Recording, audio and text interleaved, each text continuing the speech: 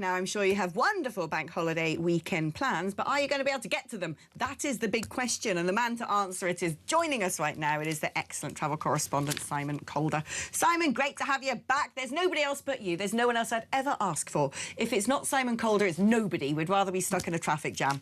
Tell us, how bad is it going to be? Apparently 25 million motorists could be hitting the roads. Where are the pinch points going to be?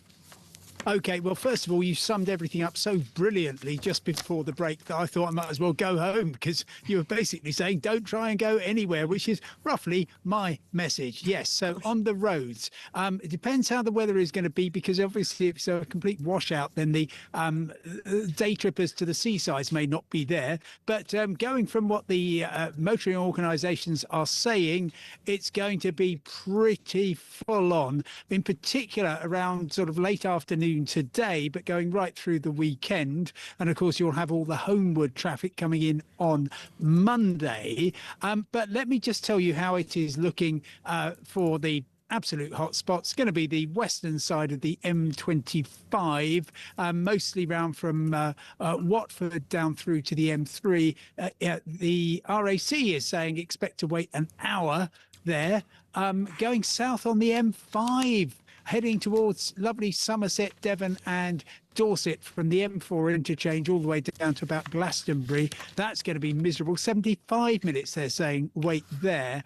And then everywhere else, well, it's the usual old story, going along the M3 and the A303 from the London area, southeast England down to the southwest. That's going to be pretty miserable. And the M6, particularly around the turn-offs for Blackpool and the Lake District. So wherever you're going, I mean, that's just what we're predicting on, you know, if everything else is perfect. But as you know, things aren't. But as always, start your journey early in the day or wait until later if you want to, you know, tea time or so. Beyond that, things should get a lot easier.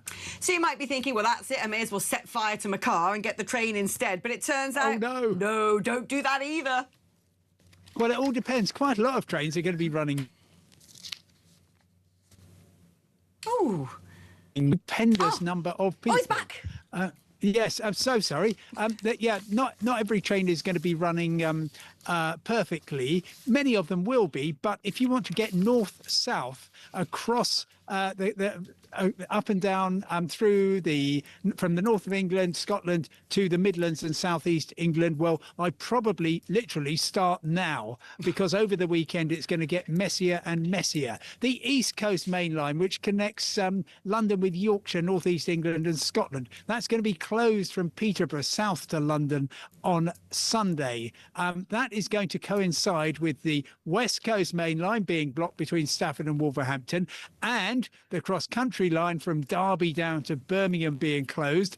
And at that point, lots of your lovely audience will be thinking, well, that's fine. I'll get East Midlands Railway from Sheffield, Nottingham, Derby, Leicester to London. Well, you won't on Sunday or Monday because they've got strikes. There will be a skeleton service operating, but really it's just awful. And I tell you what, that's having an impact on the on the planes and on the buses. So on Bank Holiday Monday, you're seeing British Airways, sorry, on the Sunday, the 30th, you're seeing British Airways charging up to £1,222 for a one-way flight from Edinburgh to London. Remember, it's the end. Yes, it's the end of the festival. And even if you think, OK, well, I'll get the long distance coach, Flixbus, they are currently selling for £110 one way on the bus. So honestly, if you can travel today or you can postpone your journey until Tuesday, that's the thing to do. And we haven't even begun on the skies yet. Oh, well, very quickly on the skies. We're running out of time. Tell us more about how terrible that's going to be. Well, sorry to continue to be the voice of travel doom. It's going to be really, really busy coming into Stansted, Gatwick, Manchester, Bristol, busiest weekend of the year. And there are, I'm afraid, about 10,000 people stranded abroad trying to get back because of all the thunderstorms in the southeast yesterday. We had over 100 flights cancelled. Good luck, everybody. Well, there you go. There's not a more gracious and charming man with a joyful disposition to deliver us the travel doom than the wonderful Simon Calder. I always love having you on the show. Do you know what? All I've got to deal with is the A417. That makes me get some sort of medical condition every time I try. But at least I managed to get home eventually, usually by the scenic route. OK. Hello, Mr. Bart. Nothing works, does it? Nothing works anymore. Well, we do. Well, what you and I do, but Yeah. the 417 doesn't. The train system doesn't. I mean, you know, I had to change twice to get here on the train. Nightmare. Rail replacement bus. I know, it's just like, oh, it's not going to where it needs to go. You need to get off here. You know. I haven't actually. I think I did check my trains for Saturday, and it seems to be OK. But As we know, Alex, Britain is broken. Britain is so broken.